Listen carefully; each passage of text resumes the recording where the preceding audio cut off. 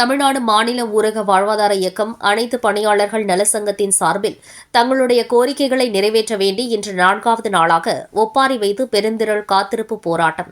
சென்னை வள்ளுவர் கோட்டம் அன்னை தெரசா வளாகம் வாயிலின் அருகில் தமிழ்நாடு மாநில ஊரக வாழ்வாதார இயக்கம் மற்றும் அனைத்து பணியாளர் நலச்சங்கத்தின் சார்பில் பல்வேறு முக்கிய கோரிக்கைகளை வலியுறுத்தி 4வது நாளாக பெண்கள் ஒப்பாரி வைத்து பெருந்திரள் காத்திருப்பு போராட்டம் நடைபெற்றது.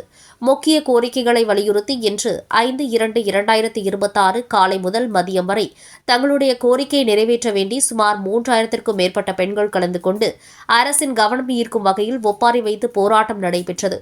அதனைத் தொடர்ந்து காவல்துறை அவர்களை கைது நடவடிக்கை செய்து வாகனத்தில் ஏற்றினார். மேலும் அரசு கொண்டுவரும் அனைத்து திட்டங்களையும் பொதுமக்களிடம் கொண்டு சேர்ப்பது நாங்கள்தான். ஆனால் எங்களுடைய கோரிக்கைகளை துறையின் அதிகாரிகளுக்கும் மாவட்ட ஆட்சியர்களுக்கும் கோரிக்கை மனு அளித்தும் எங்களுடைய கோரிக்கைகளை நிறைவேற்ற முன்வரவில்லை. எனவே எங்களுடைய நியாயமான கோரிக்கைகளை அரசு ஏற்று நிறைவேற்ற வேண்டும் என பெருந்திரள் முறையீடு காத்திருப்பு போராட்டம் நடத்துகிறோம் என கூறினார். மேலும் எங்களுடைய முக்கிய கோரிக்கையான தமிழ்நாடு மாநில ஊரக நகர்ப்புற வாழ்வாதார இயக்கம் மற்றும் நகர்ப்புற பணியாளர்களுக்கு ஆண்டுதோறும் செய்யப்படும் பணி புதுப்பித்தல் முறையை கைவிட்டு 10 ஆண்டுகளுக்கு மேலாக பணிபுரியும் பணியாளர்களை பணி நிரந்தரம் செய்து காலமுறை ஊதியம் வழங்க வேண்டும். தமிழ்நாடு மாநில ஊரக நகர்ப்புற வாழ்வாதார இயக்கம் பணியாளர்களுக்கு அடிப்படை ஊதிய உயர்வு உடனடியாக வழங்க வேண்டும்.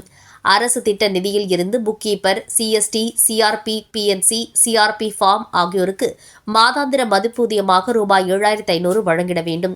பணிக்காலத்தில் இறந்த பணியாளர்கள் குடும்பத்திற்கு முறையாக இழப்பீடு தொகையை வழங்க வேண்டும் உள்ளிட்ட 4 முக்கிய கோரிக்கைகளை வலியுறுத்தி கோஷங்களை எழுப்பினர். இந்த மாபெரும் பெருந்திரள் போராட்டத்தில் 3000க்கும் மேற்பட்டோர் கலந்து கொண்டனர்.